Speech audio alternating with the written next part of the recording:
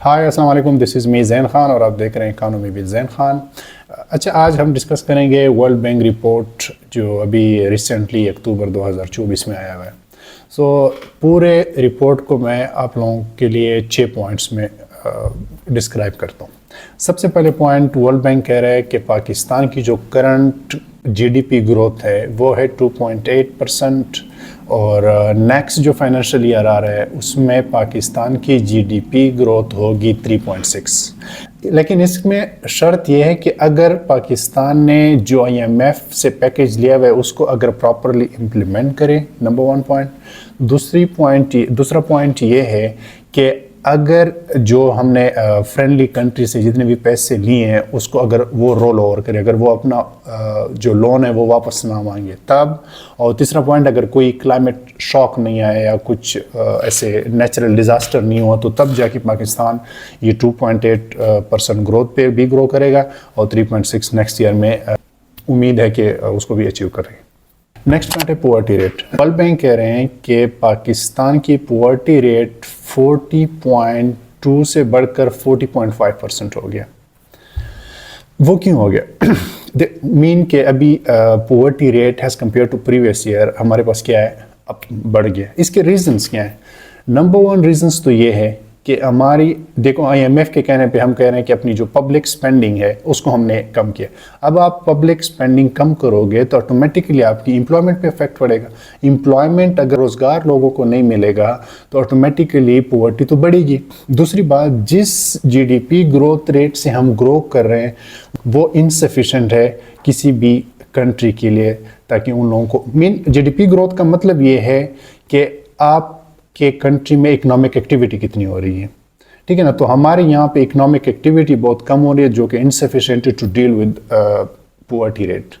Next inflation की बात करते हैं। वर्ल्ड बैंक वाले कह रहे हैं कि इन्फ्लेशन नेक्स्ट जो 2024 का फाइनेंशियल ईयर होगा, 2025-26 का जो फाइनेंशियल ईयर होगा उसमें इन्फ्लेशन बढ़ेगी 11.1% के हिसाब से इन्फ्लेशन बढ़ेगी।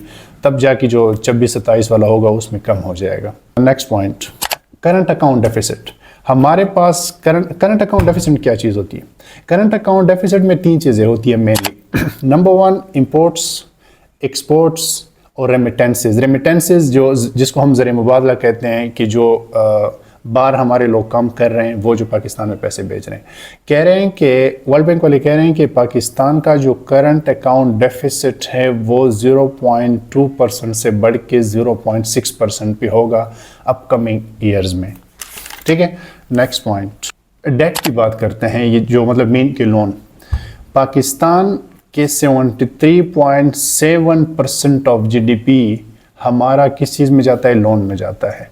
मतलब क्या है इसका? देखो, अगर हमारी GDP की वॉल्यूम है $340 बिलियन तो इसमें 74% की जो वॉल्यूम है वो हम जाके लोन में क्या करेंगे? पे करेंगे, ठीक है ना। तो वर्ल्ड बैंक वाले कह रहे हैं कि हमारी जो डेट है वो इस ईयर में भी बढ़ेगी और नेक्स्ट ईयर के लिए भी अभी 73.8% पे और नेक्स्ट ईयर के लिए 74.7 हो जाएगा।